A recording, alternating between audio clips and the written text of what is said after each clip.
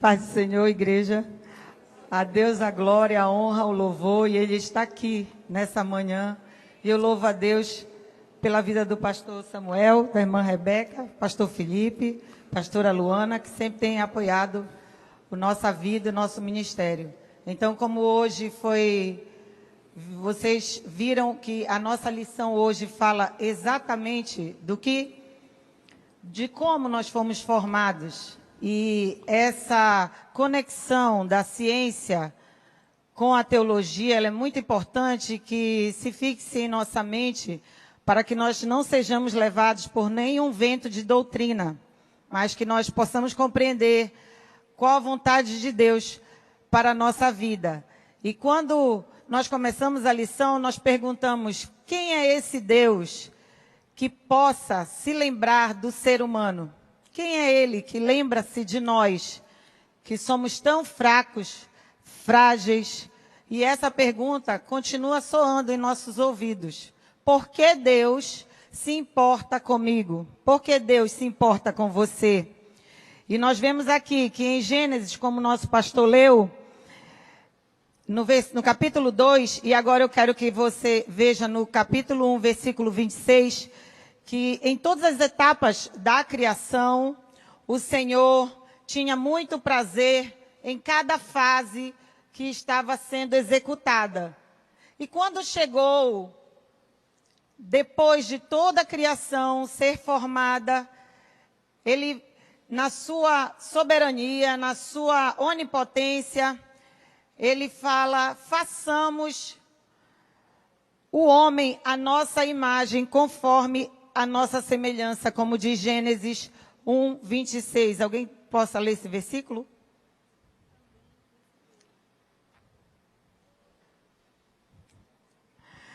Eu vou ler enquanto você se prepara para o próximo. Gênesis 1, 26, alguém pode?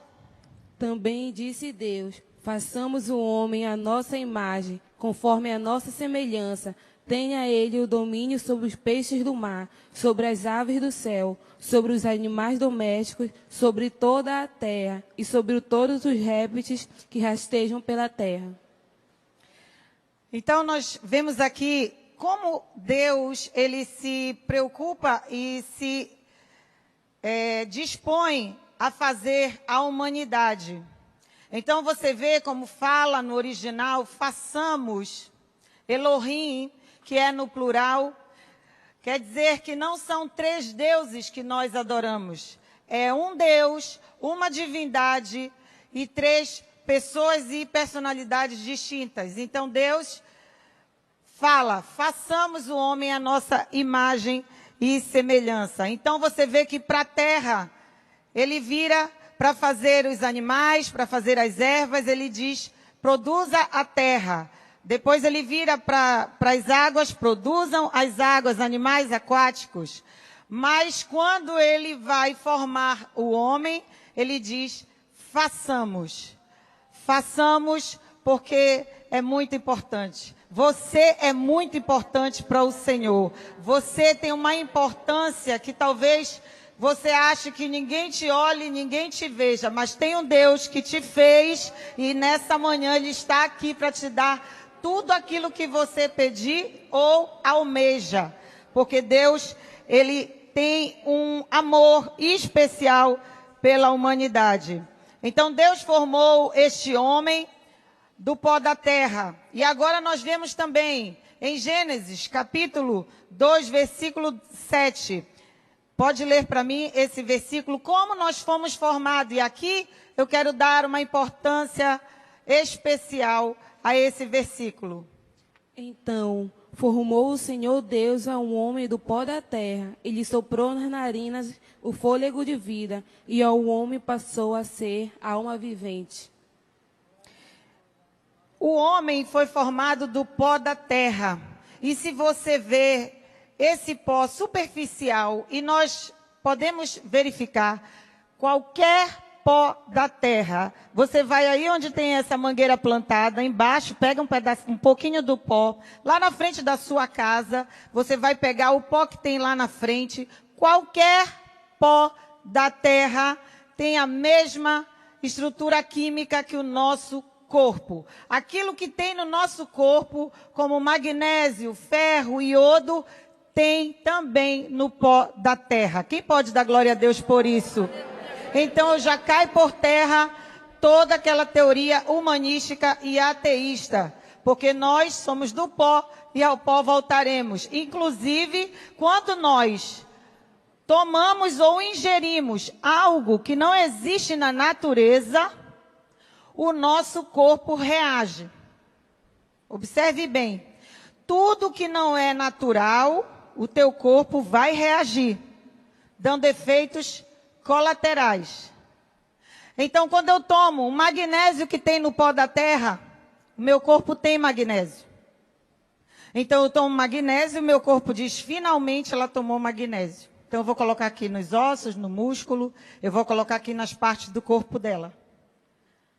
Mas quando eu tomo uma dipirona que não existe na natureza, ou seja, tudo que está fora da natureza, ou seja, um extraterrestre, um ET, né?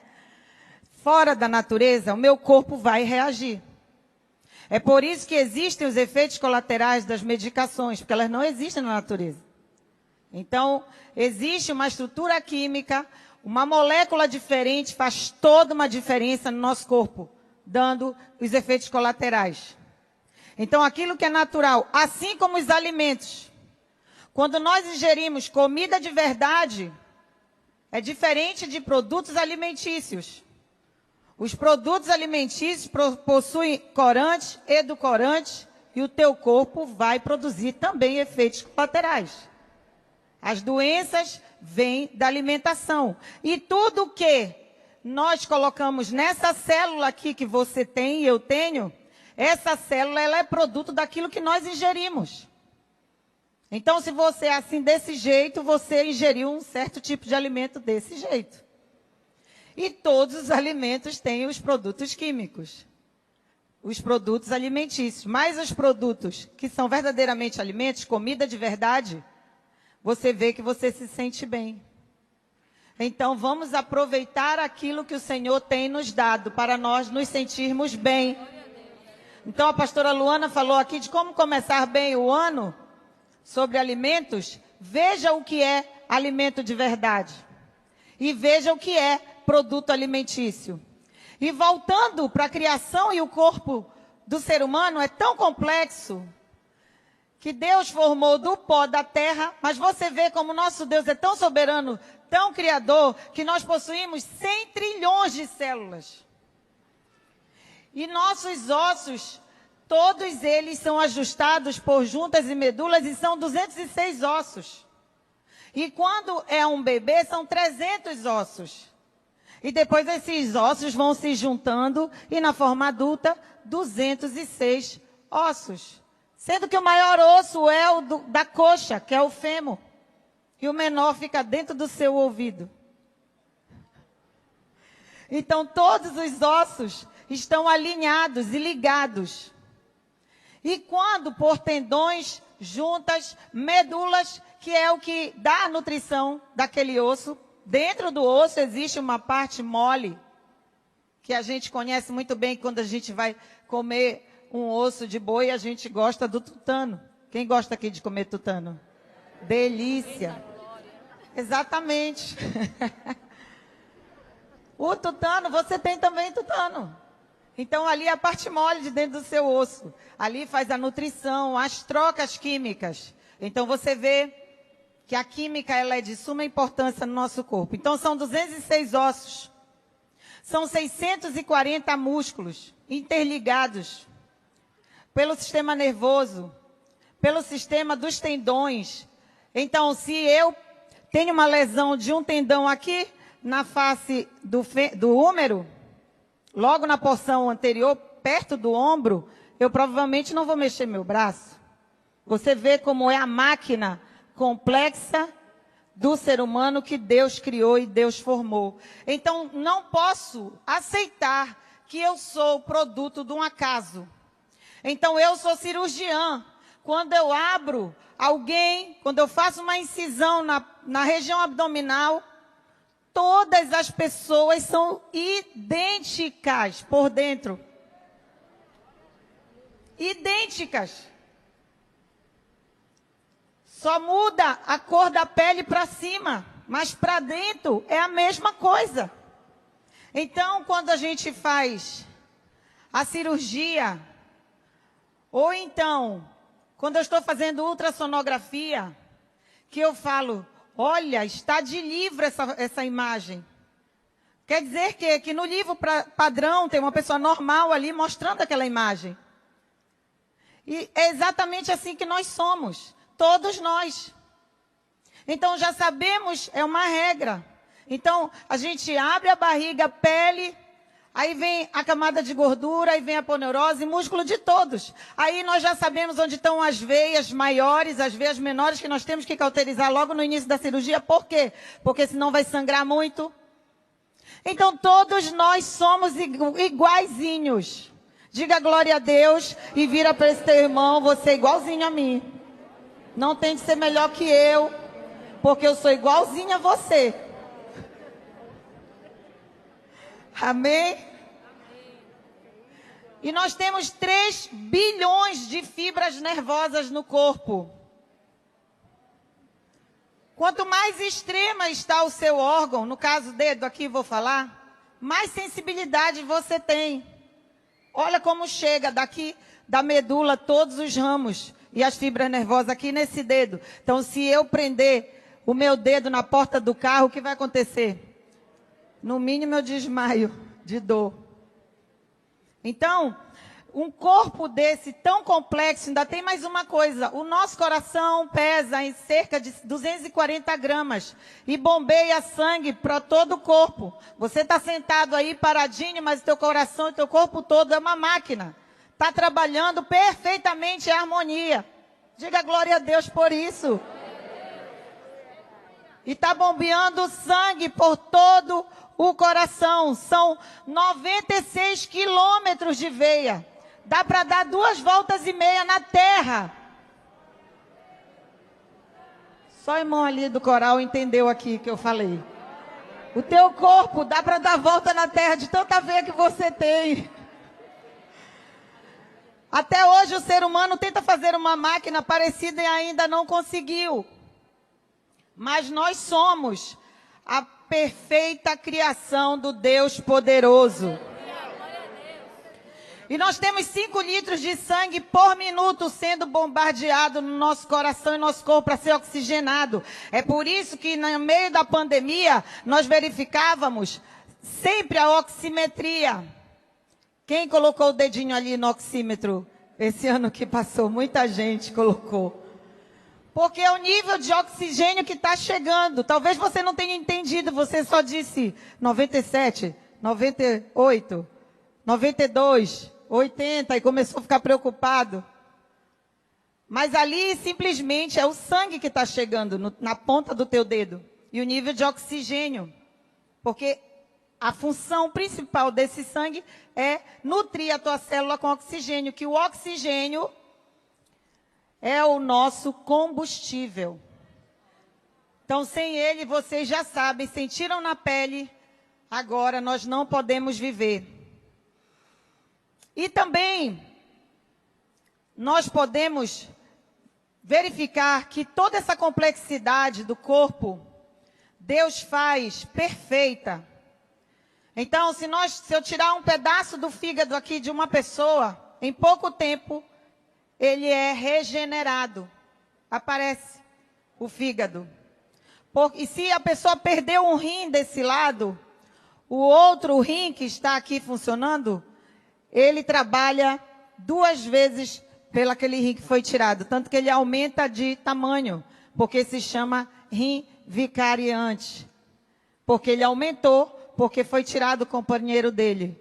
Tudo isso Deus fez por você e por mim.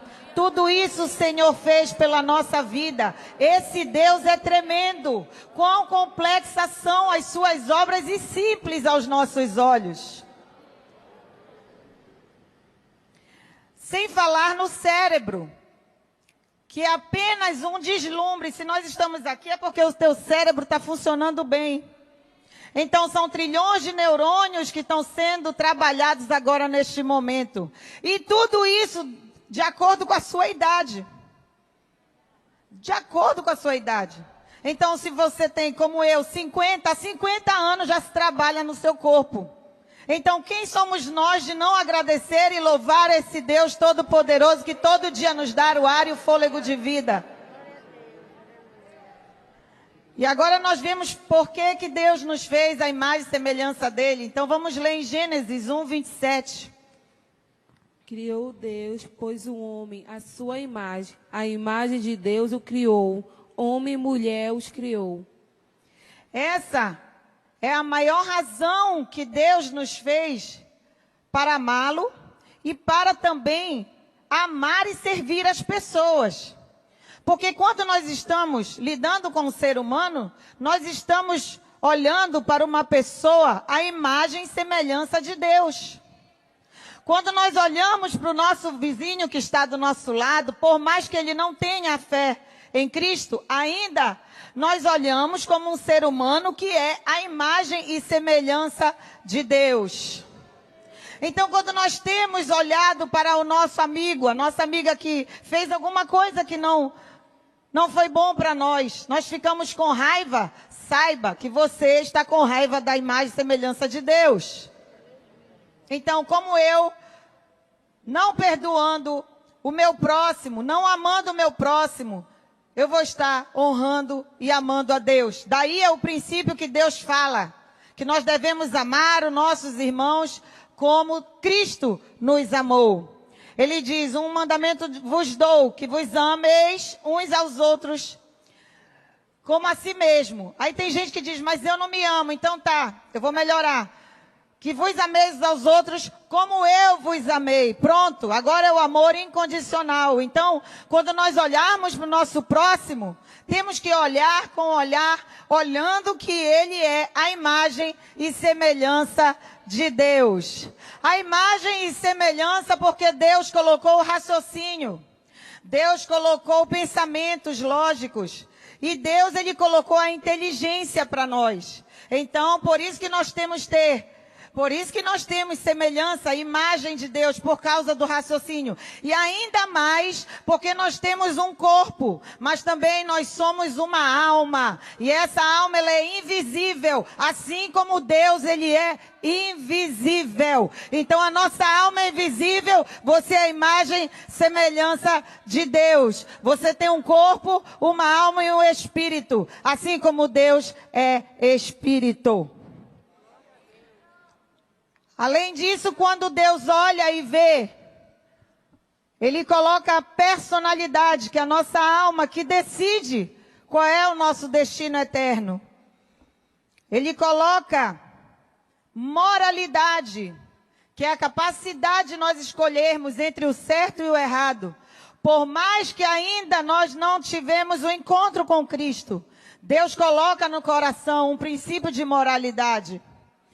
E também a espiritualidade.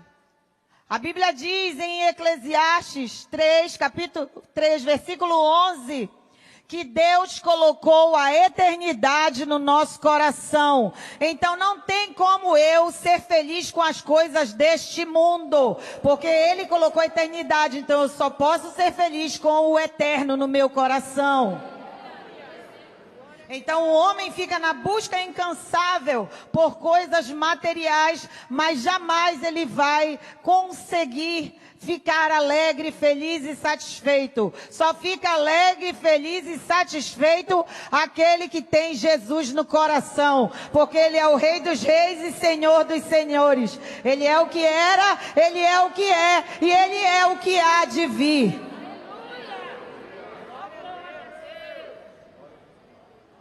Quando Deus criou todas as coisas, Ele viu que o homem estava só. Ele viu todas as animalhas do campo, os animais selvagens, os domésticos, as flores, os frutos.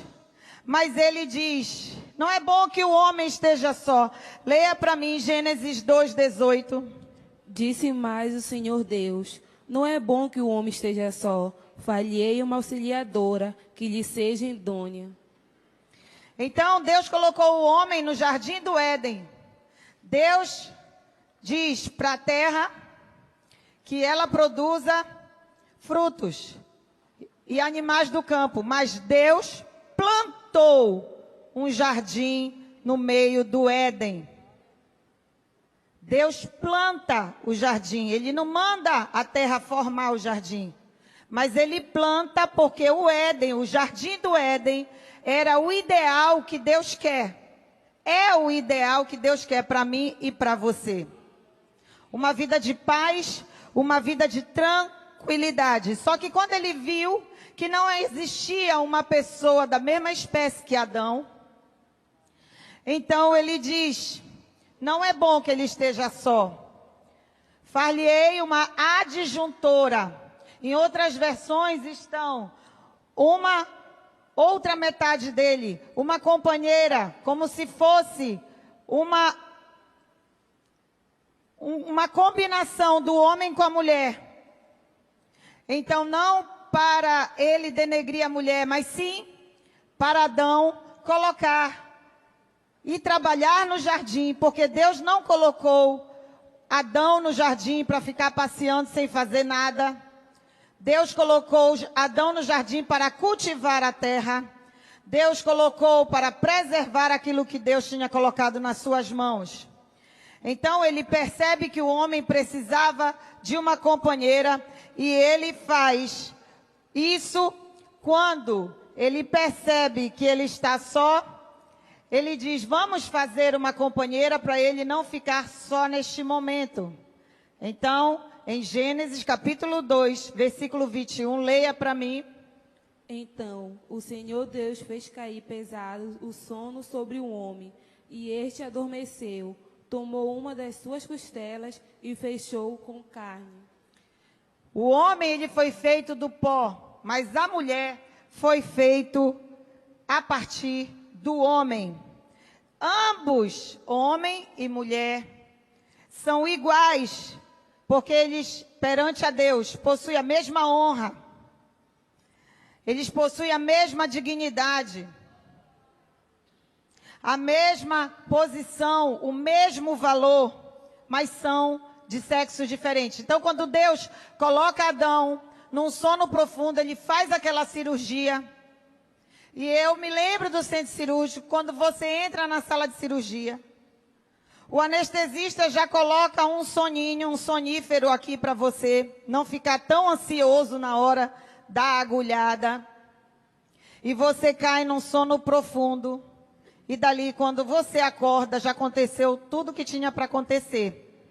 E assim foi com Adão. Quando Deus tira da costela de Adão e forma Eva, Deus tirou toda a feminilidade de Adão ali naquele momento.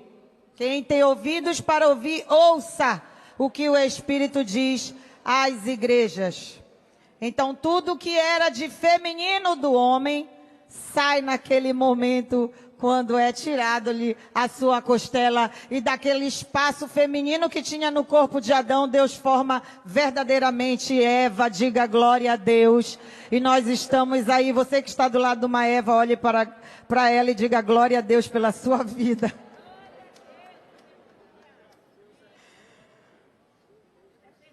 E Deus, agora em Gênesis 2, versículo 24, leia para mim, por favor.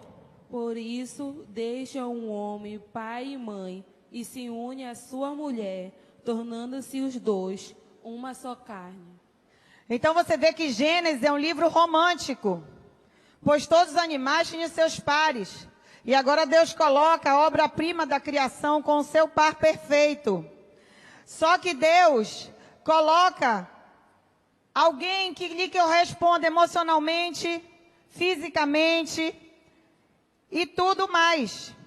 E Deus consome ali o casamento, porque Deus forma Eva, Ele que leva a Eva até Adão. É Deus que leva a Eva até Adão. Não é você que vai atrás da sua Eva. É Deus que leva a Eva até Adão.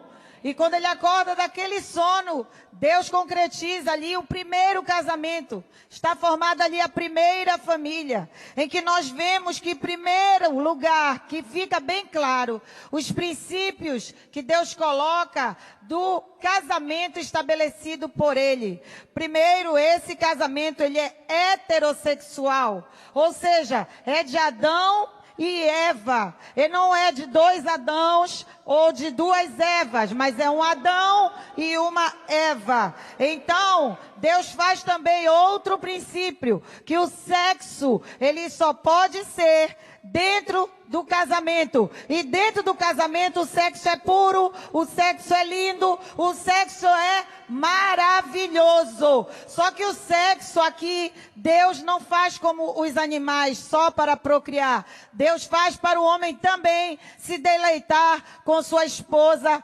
amada.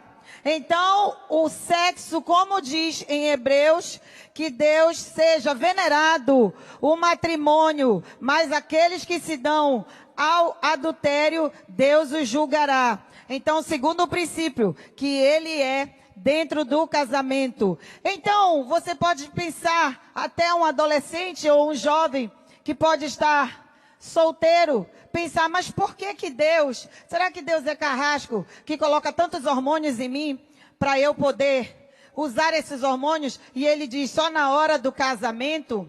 Por que eu tenho que esperar só o casamento para poder ter sexo?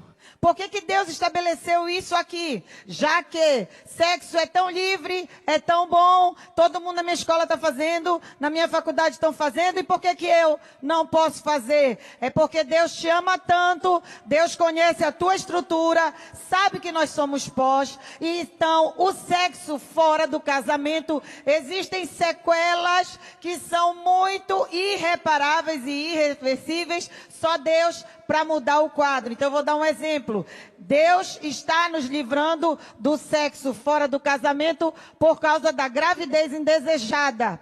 Então muitas pessoas têm sexo desenfreado e acabam engravidando e nascendo filhos problemáticos porque não tem pai e mãe juntos num casal, não tem a estrutura social, psicológica que uma família que Deus colocou e plantou no Jardim do Éden. Então Deus está nos livrando disso. Outra também que Deus está nos livrando e por isso Ele nos ama. Deus está nos livrando de doenças sexualmente transmissíveis. Sabemos que o mundo está totalmente corrompido. Então, se eu abrir o meu consultório para vocês, lá tem muita doença venérea. Às vezes você pode pensar, não, mas isso aqui é só antigamente. Não é antigamente, não. Todo o tempo nós temos casos de doença venérea lá no consultório. O tempo todo. Até ultimamente eu peguei um paciente, porque eu faço longevidade saudável, então eu cuido de homens, mulheres, crianças, todas as idades. Então, um paciente meu chegou com HIV, com uma carga viral altíssima do vírus. Ele estava pele e osso, moribundo, pronto para morrer.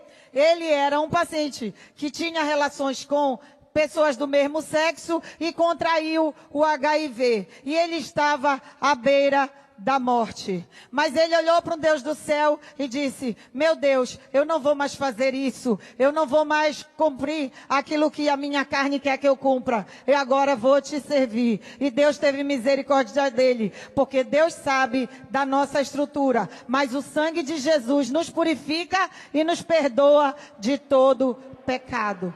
Então, o que nós vemos, muitas doenças venéreas, Deus quer evitar que nós tenhamos. Eu só estou falando de HIV, que é o extremo. Que você acha que tem cura. E tem, quando você trata. Só que o coquetel, os efeitos colaterais, é pior do que uma quimioterapia. Deixa o corpo totalmente debilitado. Então nós prestemos atenção nessas coisas que estão acontecendo no mundo. Deus quer evitar os abortos. Então a paciente chega comigo, eu pergunto, quantos filhos você tem? Aí ela diz, olha, eu tive 3 filhos, 2 partos normais e uma cesárea, eu me operei. Eu disse, você teve aborto? Aí ela fala baixo. Ela fala assim, eu tive aborto. Mas faz tempo, doutora, faz tempo que eu tive aborto. Eu era jovem ainda. Você percebe claramente que não está cicatrizado na alma daquela mulher aquele erro. Então, Deus, Ele é a favor da vida. E as outras pacientes que chegam e dizem assim, doutora, eu tive aborto quando eu era jovem, mas hoje eu sou liberta. Isso é quando era do mundão. Então, o sangue de Jesus, ele tira a cicatriz, ele tira as angústias do passado, ele tira tudo aquilo que nós fizemos de mal, porque o sangue de Jesus nos purifica de fato e de direito. Então, você vê a diferença de uma pessoa que teve aborto, ainda não teve encontro com Deus, ainda está com aquela ferida sangrando no coração dela, e aquela que teve o aborto e teve encontro com Deus. Então Deus quer que você, sexo fora do casamento, não é essas 1000 maravilhas que o mundo prega aí fora, no carnaval que está se aproximando, use camisinha e só isso. Não é só isso. Tem muita coisa além disso. O que Deus quer evitar que a gente possa passar por isso. Então dê glória a Deus, porque Deus preserva pela tua estrutura. Então, o que Deus quer, a intimidade do casal, Ele prova ali no jardim, quando Ele chama Adão, chama Eva e coloca os dois ali no jardim e diz, vocês têm que cuidar, vocês têm que frutificar, vocês têm que viver felizes. E mais ainda quando Deus falava com eles toda a virada do dia. A comunhão perfeita do Criador com a sua criatura. Então não adianta, eu posso escolher num laboratório o filho que eu vou querer ter. Eu quero ter um filho assim, assado, quero que ele seja desse sexo, mas eu não posso mudar o sexo dessa criança. Ela vai nascer ou macho ou vai nascer fêmea. Não existe meio termo. Então, o que a sociedade impõe, tudo bem, você quer seguir o que a sociedade colocou, e se chama iniquidade. Porque iniquidade é o pecado estabelecido como normal. É normal? É normal, mas é contra o princípio da palavra de Deus. É iniquidade. E Jesus já nos preveniu. Ele disse que no final dos tempos a iniquidade iria aumentar. O amor de muitos esfriaria, o amor a Deus e ao próximo. Então, você escolher que caminho você quer seguir, fique à vontade. Eu já tenho a minha escolha. Quem tem aqui a sua escolha, levanta a mão e dá glória a Deus. Você é livre para escolher. Mas o que está escrito na Bíblia, nós não podemos mudar. O que está escrito na Bíblia foi Deus que estabeleceu. E eu, como criatura, tenho que aceitar. Então, como ensinamento, leia agora Gênesis 1, versículo 31. Viu Deus tudo quanto fizera, e eis que era muito bom. Houve tarde e manhã, o 6º dia. Todas as obras de Deus, nesses 7 dias, que o 7º foi de descanso, todas Deus achou bom. Mas quando Ele fez o ser humano, Ele achou muito bom. Ele achou muito bom. Porque realmente o que Deus quer é que nós tenhamos comunhão com Ele. Porque Ele teria poder suficiente de nos fazermos robôs. Eu vou fazer um monte de robô aqui que vai me adorar. E Deus, Ele não quer robô. Deus, Ele quer pessoas espontâneas de todo o seu coração, que reconheçam que Ele é Deus do céu e da terra. E a função e o propósito que Deus nos coloca nessa terra, ela é original. Então Deus diz para Adão que ele poderia comer todas as ervas do campo. Então você vê que nós éramos vegetarianos. E agora não somos mais. Mas a vontade de Deus era essa. Porque Deus sabe o quanto o vegetal faz bem para nós. Mas depois da queda do homem foi tudo diferente. Mas a princípio era isso. Mas Deus tem preparado para um povo o paraíso celestial. Esse paraíso, em breve, Jesus estará levando a esposa adornada, que viverá como Ele quer que vivam. Então, Deus se satisfaz muito com a obra da criação feita através das suas mãos na nossa vida. E colocou como função e o propósito para nós cuidarmos. Gênesis 2:8.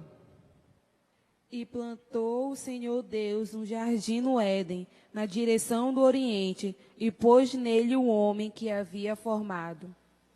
Então Deus coloca o homem num lar perfeito, regado por um rio que tem 4 braços. Cada braço, um braço tem ouro, tem bidélio, tem ônix. Coisas maravilhosas Deus colocou naquele jardim, perfeito para nós. Deus, com seu grande amor, pode até pensar, o homem pode até pensar que o trabalho foi o diabo que colocou. O diabo que colocou o homem para trabalhar dia e noite. Muitas vezes você está trabalhando e você pode até murmurar e dizer: foi Adão o culpado de eu estar aqui nessa lida. Mas não foi. Deus, no princípio, colocou Adão para trabalhar, para cultivar o jardim do Éden. Então não pensamos nós que nós vamos para o céu com Jesus e vamos ficar lá voando que nem antes sem fazer nada. Não, nós vamos trabalhar. Não vamos cantar, como diz um pastor, céu, lindo céu, céu, ficar sem fazer nada. Não, nós vamos trabalhar e muito. Glória a Deus. Deus te chamou para ser nação eleita, sacerdócio real. Você é povo escolhido de Deus. Você vai trabalhar e muito ainda, mesmo lá no paraíso celestial. E quando Deus coloca esse trabalho, ainda diz lá em 2 Tessalonicenses, capítulo 3, versículo 10, que aquele que não trabalhe, não coma. É digno do seu salário todo trabalhador. Então a Bíblia é enfática quando diz que nós devemos trabalhar. Tanto que quando as pessoas se aposentam, elas ficam. E agora? Parece que saiu uma parte de mim. Então a gente fica o tempo todo querendo se aposentar. Queremos nos aposentar. Ai, meu Deus, falta 5 anos. Falta 2. Falta 3. Falta tantos anos. E aí a pessoa se aposenta, aí depois passa um tempo, aproveita, depois caiu na mesmice. E agora? O que é que nós vamos fazer? Vamos ficar olhando um para o outro? Então, agora Deus está te dando a oportunidade de colocar a mão na seara, porque os campos estão brancos. A seara é grande e poucos são os trabalhadores. Então, eu admiro muito a minha mãe, a irmã Honorata. Ela é aposentada, mas ela mora aqui, do lado. Eu digo para ela que ela mora no Templo Central e se congrega na casa dela, porque ela não para de trabalhar. Ela trabalha para Jesus o tempo todo. E ela diz, olha, deixa eu trabalhar. Quando algum filho perturba a vida dela, mãe, a senhora já está na igreja? Ele diz, olha, melhor estar na igreja trabalhando para Jesus do que estar aperreando nora, aperreando neto, está aperreando a vida de vocês. Me deixa trabalhar. Então foi Deus que colocou essa vontade de trabalhar, essa vontade de fazer. Então em Gênesis 2:15 diz, pode ler por favor. Tomou, pois, o Senhor Deus ao homem e o colocou no jardim do Éden para o cultivar e o guardar. Viu? Antes da queda. Você pode pensar, não, foi depois que Deus colocou. Não, antes, já estava trabalhando. E já estava guardando. O que é que nós aprendemos com isso? Que a criação do homem foi tão perfeita, foi tão fascinante e foi tão especial, que Deus coloca a terra sob o domínio do homem. Olha a responsabilidade do homem de preservar a terra, preservar a natureza. Então tem pessoas que tratam mal os animais. Olha só, nós temos que preservar a natureza, mas não adorar a natureza. Como disse o pastor que estava aqui antes, que muitas religiões adoram a natureza, até uma parte da medicina, em qual eu faço parte, que dessa parte eu não faço parte, eles dizem assim, olha, foi o universo que fez isso. Não foi o universo, não. Foi o Rei do universo. Foi Jesus Cristo de Nazaré que fez tudo isso. Porque João 1 diz, no princípio era o verbo era Deus, e o verbo estava com Deus. E o verbo se fez carne e ele habitou no meio de nós.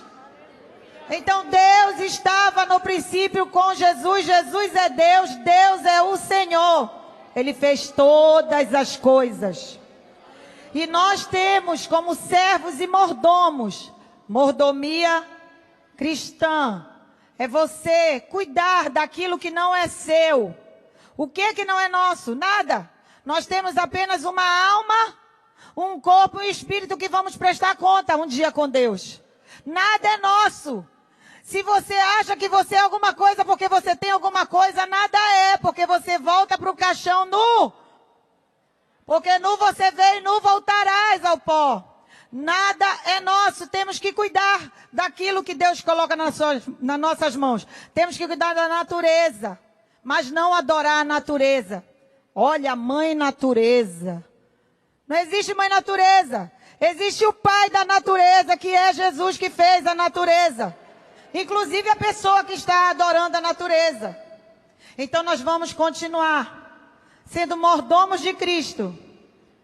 Continuando a preservar aquilo que Deus tem colocado nas nossas mãos. Com excelência. Por que com excelência? Porque Deus é um Deus de excelência. E Ele vai prestar conta a cada um de nós. E aqueles talentos que eu te dei, o que tu fizeste? Tu enterraste teus talentos? O que eu te dei, o reino que eu te dei para tu cuidar. Então, sejamos imagem e semelhança do nosso Deus. Deus abençoe a nossa vida. Aplaude bem forte a Jesus. Aleluia. Aleluia. Aleluia. Coloca aí a página da próxima lição.